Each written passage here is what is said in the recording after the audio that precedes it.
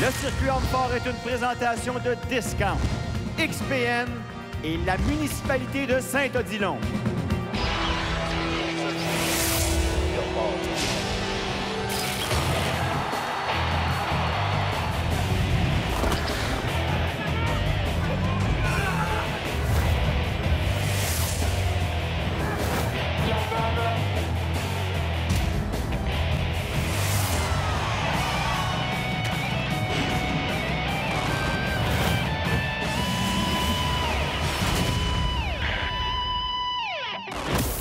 De la belle région de la Beauce, RDS vous présente la première partie du championnat du Québec du circuit Homme-Fort.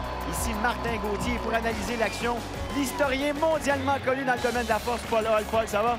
Ça va très bien, Martin. Très heureux d'être ici encore une fois avec toi. Excellent, Paul. Des favoris aujourd'hui? Il y a des favoris, évidemment. On pense tout le monde à Jimmy Paquette, Jackie Ouellet peut-être, Guillaume Laflamme. Très important, évidemment, dans ce championnat du Québec. Ça va déterminer si oui ou non le Québec est, depuis 15 ans, le berceau des hommes forts du Canada. Aujourd'hui, c'est le championnat provincial québécois. On a 12 des meilleurs athlètes au Québec qui sont là pour se qualifier pour le championnat canadien. Alors aujourd'hui, ce sera les 4 premiers qui vont passer automatiquement au championnat provincial, au championnat canadien. Petite exception cette année, Jean-François, il n'est pas là. Il est présentement au World Strongest Man. Alors évidemment, sa place pour le championnat canadien est assurée. Alors c'est pour ça que la bagarre va être entre les 4 premiers. Je m'appelle David Nollet, Antoine Picard-Marchand. Je m'appelle Kevin Potvin. Stephen Halliday. Je m'appelle Tim Côté. Ici Louis-Philippe Lavoie, Nick English, Francis Claveau, Marc Laplante. Jackie Ouellet, Guillaume Laflamme, Jimmy Paquette. Vous écoutez le circuit Homme-Fort. Vous écoutez le circuit Homme-Fort. Le circuit Homme-Fort. Circuit Homme-Fort. À RDS. Sur RDS. On RDS. RDS. Sur RDS. Restez là.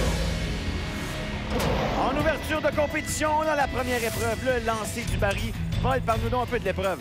Ben, écoute, le lancer du baril n'est pas mon épreuve favorite, Martin, mais je dois reconnaître que c'est une épreuve très importante dans les Highland Games, les Jeux d'Écosse.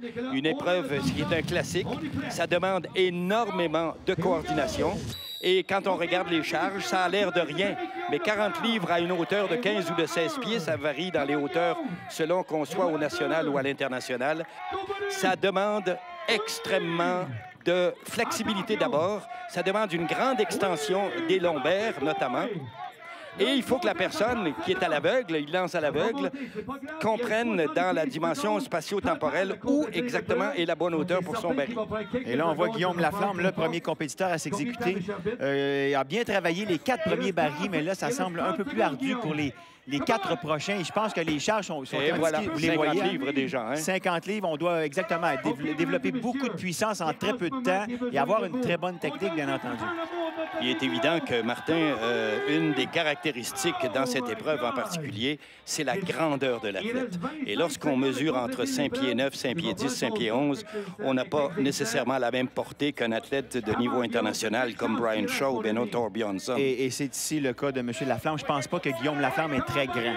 Non, Guillaume Laflamme, je crois, selon les notes qu'on a, il fait dans les 5 et 9, 5 et 10.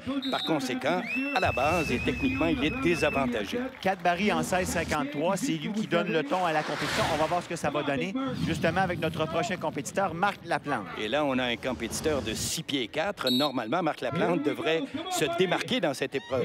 En tout cas, ça va bien. Le premier baril semble tellement facile. C'est à noter, hein, c'est quand même 40 livres. Voilà. Et ce qu'on note dans le cas de Marc Laplante, lui n'est pas habitué. Oui, la grandeur lui permet de projeter le baril, mais si on voit, par exemple, un athlète comme Jean-François Caron, qui fait 6 pieds 2, mais qui s'est spécialisé dans cette épreuve maintenant, on verra, par exemple, qu'il n'a pas tout à fait, Marc Laplante, je dirais, la capacité de visionner. Là, il l'a passé, mais il l'a passé avec grande difficulté. Alors, c'est une nouvelle marque. Il est maintenant rendu à 5 barils. Il va attaquer le 6e, Paul. Alors, il a établi une nouvelle marque. On sait que Laflamme, lui, en avait fait 4. C'est maintenant Laplante qui va se battre contre cette charge de... Hey, c'est quand même et voilà où la grandeur de l'individu fait la différence. Voilà, et c'est bien passé. 20 secondes, à peine 20 secondes. Alors, on l'encourage. C'est certain que Laplante voudrait bien voir le 7e passer. Oh là là, non. juste le bord. Il a touché le bord. Et là, la fatigue commence à s'installer. Tout à fait. On parle d'une hauteur de quoi? De 15 pieds environ? Oui, normalement, c'est entre 15 et 16 pieds dans les épreuves. C'est une distance standard. 6 en 51-16 et ça a été difficile, mais on l'écoute. 2 fois que je fais cette épreuve-là. 6 barils, super. Est-ce que tu penses quelqu'un, y a-t-il une athlète quelqu'un ici qui va être capable de faire toutes les 8? D'après moi, Jimmy va les passer. Et écoute, mon Mac, je souhaite la meilleure chose, là, c'est une compétition aujourd'hui sans blessure. Puis bonne chance pour le restant de l'événement. Excellent. Merci, Mike. Merci tout le monde. Marc Lefebvre, mesdames et messieurs! Alors, reprenez votre souffle, M. Laplante. On va faire une toute petite pause et on revient tout de suite après.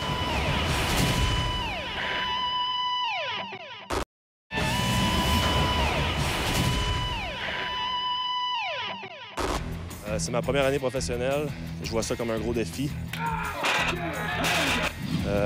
J'arrive des amateurs, champion canadien amateur dans les super lourds de la CAFA.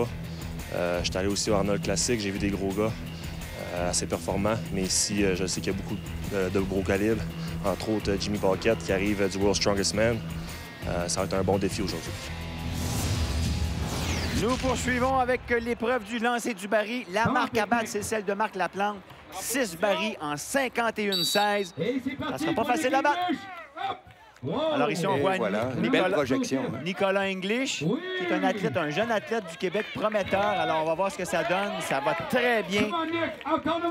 Il en a 3 de passé. 4e encore. On a vu que la hauteur était bonne. La technique semble bonne. Bonne extension, bonne impulsion avec les jambes.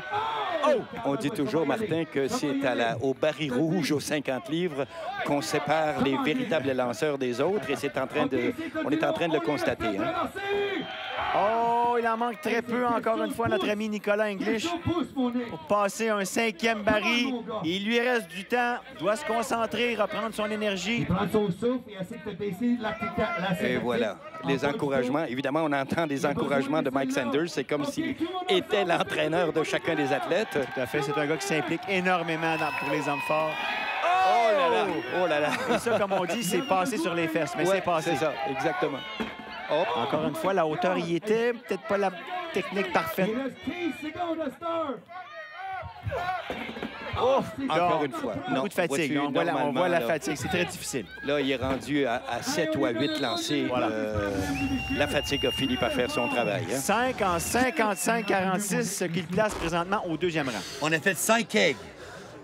On dirait que c'est difficile. Est-ce que tu es satisfait avec ta performance? Oui, je suis satisfait, c'est sûr. Mais j'aurais aimé ça 6 au moins minimum. Je comprends ça. Est-ce que c'est une épreuve que tu as pratiquée beaucoup cette année? Oui, j'ai pratiqué beaucoup ça avec un de mes collègues d'entraînement, Jackie Wallet. On a fait le mieux qu'on peut pour être le meilleur cette saison. Et voici en rafale les compétiteurs qui ont tenté de battre la marque de 6 barils. Il y a Kevin Potvin qui en a réussi 2 en 19-35. David Nollet, lui, n'a pu faire mieux que 3 barils en 13-24, ce qui lui donne la 10e position. Antoine Picard-Marchand, 2 en 32-82, ce qui lui donne un 12e rang. Tim Côté, 4 barils en 31-95, ça le place en 8e.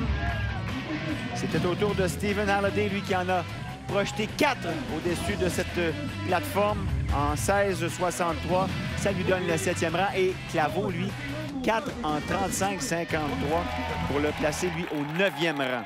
Alors, on va poursuivre maintenant avec le prochain compétiteur, Louis-Philippe Lavoie, LP pour les intimes.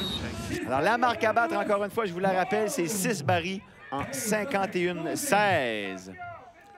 Et les premiers ont l'air tellement faciles. Oui, toujours, hein? Toujours.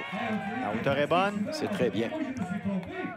Cette synchronisation, Martin, c'est la clé du succès. Le premier pas vers l'arrière, un lancer qui doit être vraiment à la verticale. Il ne faut pas qu'il lance de côté, par exemple, parce qu'il va gagner une distance qui va être inutile. Et bien entendu, la flexibilité, cette espèce d'extension arrière, là, on voit qu'il vient de manquer son pas arrière.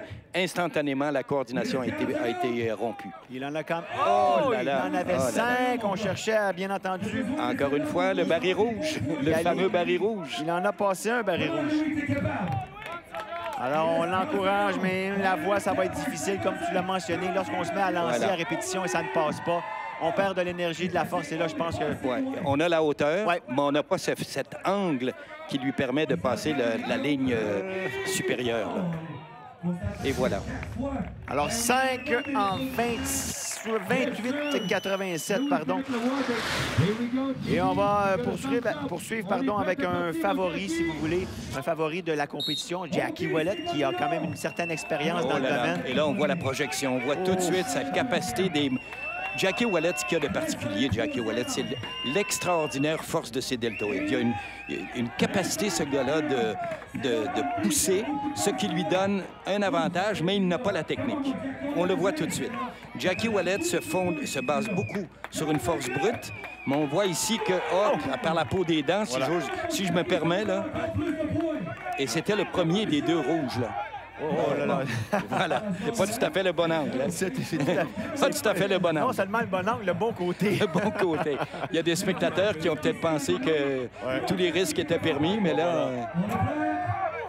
Alors, on encourage Ouellet qui se bat avec ce 6e baril. Le seul qui a réussi à projeter 6 barils, c'est Marc Laplante au tout début de l'épreuve. À 6 pieds 4. 6 pieds, voilà. Il était le plus grand des compétiteurs. Non. On voit que la force n'y est même plus. Alors, quand même pas une mauvaise performance. 5 en 26-17. Et le dernier compétiteur, lui, il est très connu. C'est un gars qui compétitionne. Il a vraiment le cœur... Et là, on voit tout de suite la vitesse de recul, son pas et cette projection. Et Jimmy Paquette, ancien joueur de football, qui a donc connu des entraînements polyvalents autres que ses entraînements d'hommes forts, il démontre... Ben voilà. Beaucoup de puissance. Beaucoup de puissance. Laissons les images parler par elles-mêmes. Très rapide. Très rapide. 6 barils. La marque est battue. 7e. Voilà votre nouveau meneur dans cette compétition du lancer du baril. Et Paquette, il va pour le 8e. Oh!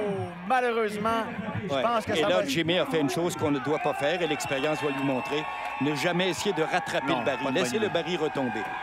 Oh, il en a 7. Voilà. Il tente, comme tu l'as mentionné, de rattraper le baril. À 55 livres, moi, je le laisserais tomber. Et si je peux me permettre, Jimmy Paquette n'a probablement pas dormi depuis une vingtaine d'heures. Lui qui revenait à peine du Botswana, où il avait participé au World's Strongest Man. Et en tout cas, il est le meneur, et ça, c'est vraiment pour la foule. Et des fois, c'est risqué. Paul, on veut... Et voilà! 8 barils pour Paquette en 64-59. À force de voir compétitionner Jimmy Paquette, je dois te dire, Martin, que j'ai commencé à le surnommer Cœur de Lion. Il ne lâche jamais. On regarde la reprise.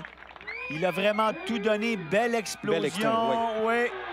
Jimmy Paquette, tu arrives jeudi de Botswana, Afrique Sud, d'essayer de qualifier au final pour World's Strongest Man. Tu as fait 40 heures de vol, puis on se trouve samedi, début de l'après-midi, en compétition au championnat provincial de Saint-Odilo. Est-ce qu'il y a un certain effet au niveau de votre force pour ça?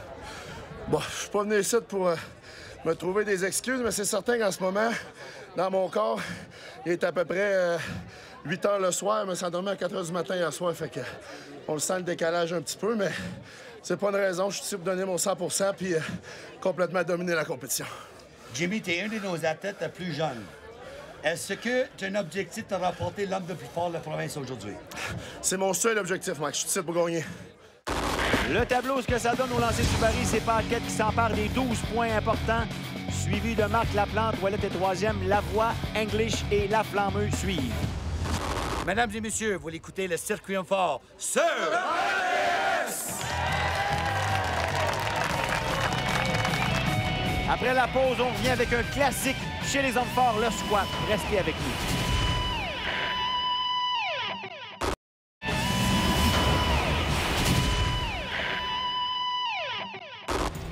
Aujourd'hui, ma meilleure épreuve, je crois que ça va être le squat. Comme j'ai démontré l'année passée au championnat canadien, j'ai fini 3e. Derrière Jean-François et Jimmy, qui sont excellents également. Donc, aujourd'hui, je crois que ma meilleure épreuve, ça va être le squat. Eh bien, justement, l'épreuve, le fameux squat. On va le dire en français. Le squat, c'est une épreuve qu'on a. C'est un classique dans les salles d'entraînement. Le squat, c'est la flexion des jambes, tout simplement. C'est un anglicisme, mais c'est connu mondialement. Et c'est une sacrée charge à l'œil. C'est toujours impressionnant quand on voit ça. La barre est rigide, hein? On remarque que ce n'est pas la barre qu'on utilise généralement dans les compétitions de dynamophilie.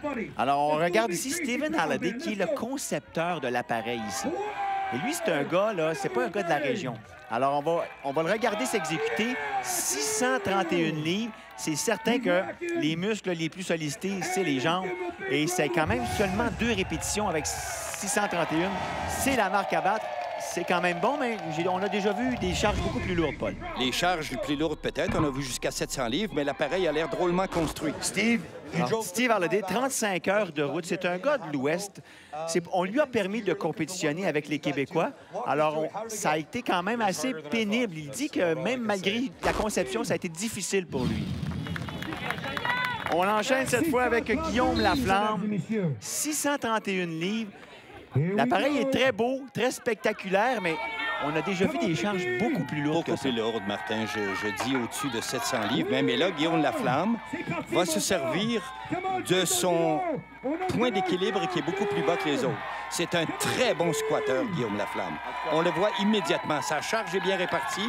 Il fait non pas un squat sumo, mais presque, hein? Son ouverture de cuisse, par exemple.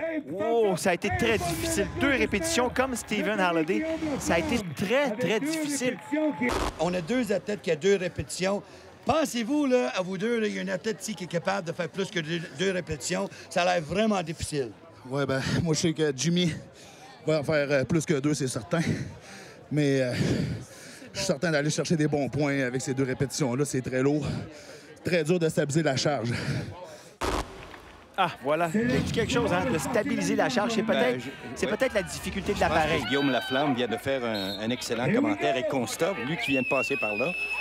On voit d'ailleurs cette barre, elle est rigide. J'ai l'impression que les gars se font rentrer dans le sol quand ils l'ont sur le dos. Là. Tout à fait. Alors, on regarde David Nollet prendre une bonne inspiration. Et voilà, c'est terminé lui aussi, là. Terminé. C'est terminé. Oui, c'est bon. Alors, il n'est pas blessé. Les gens se demandent des fois pourquoi le compétiteur va se laisser aller au sol. C'est justement pour permettre aux autres de faire ce qu'ils font là. En prenant les bandages très serrés aux genoux, ils coupent la circulation du sang pour quelques instants. Alors, il est très important d'intervenir immédiatement pour l'athlète. On enchaîne avec Francis Claveau. La marque à battre, 2 bonhommes ont réussi 2 répétitions. Et là, Francis Claveau, sa posture, elle m'inquiète un peu. Il est très penché vers l'avant. Oh là là! Oh là là! Incroyable! Oh, quelle démonstration! Incroyable! Ouais. Oh, c'est dangereux. Moi, quand je vois ça, là, que Paul penché par en avant comme ça, je pense que la colonne. Oh! Une répétition pour... Je devrais dire Docteur Martin, qu'en pensez-vous? Ouais. Alors, on enchaîne cette fois avec le jeune Tim Côté. OK, Tim Côté est installé. On regarde, il s'installe bien, place bien la barre. On tente de bien stabiliser au tout début. Bonne inspiration.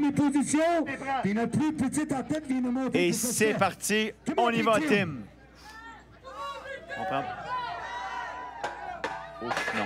Voilà, lui aussi. Hein? Très difficile, encore une fois, pour Tim Côté. 631 livres.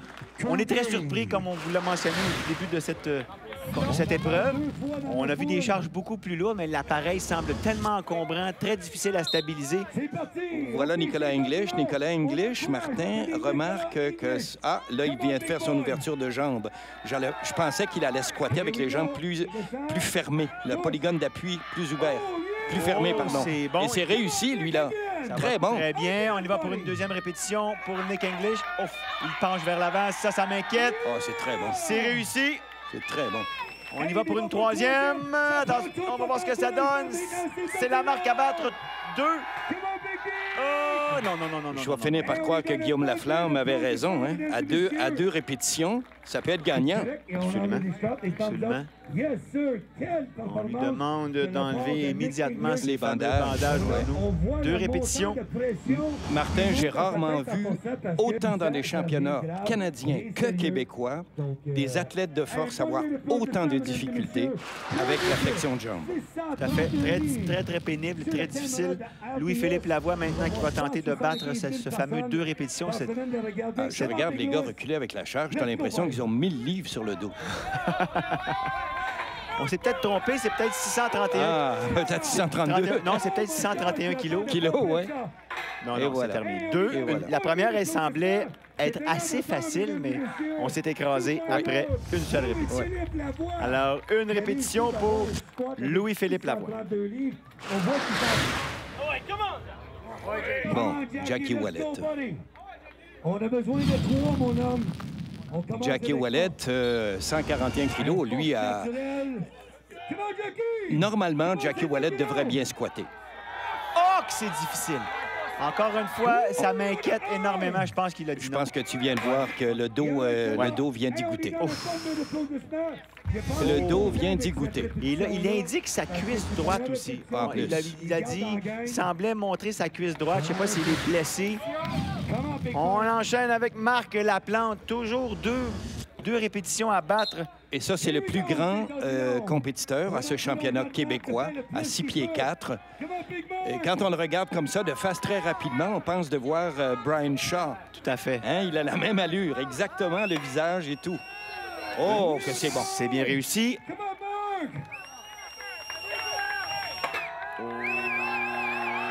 Oh, que c'est dangereux. Une seule répétition, malheureusement. Ouais. On n'a toujours pas passé le cap des 2 répétitions. Non, Martin, et je suis certain qu'il y en a qui ont parié qu'à cette charge-là, il y a des compétiteurs qui feraient 6 ou 7 répétitions, comme celui-là, Jimmy Paquette, par exemple. Devrait. Paquette, on le sait qu'il est très, très fort. Il est reconnu. Jimmy Paquette devrait normalement faire, lui qui fait 800 livres au squat, devrait normalement faire 6 ou 7 répétitions dans cette épreuve. Alors, il est champion en titre. Oh là là! Oh! Qu'est-ce qui vient de se passer? Oh! Là? Et en plus, il se blesse à la main. Alors, Oh! Et là, il a perdu énormément de il a perdu points. 11 points, Martin. Oh! Il a perdu 11 points, ça veut dire l'équivalent de toute une épreuve. Catastrophe. Lui qui est le Paquette. champion défendant. Catastrophe. Alors, il est déçu, vous le voyez. Et ce que ça donne au tableau, c'est Laflamme, English et Halliday qui en ont tous fait 2. Partagent 11 points chacun. Et Claveau, Wallet et Laplante, eux, une seule répétition, 7,5 pour chaque compétiteur. Ici Louis-Philippe Lavoie. Vous écoutez le circuit des hommes forts à RDS. Yes. Après la pause, on revient. On vous donne le tableau après 2 épreuves.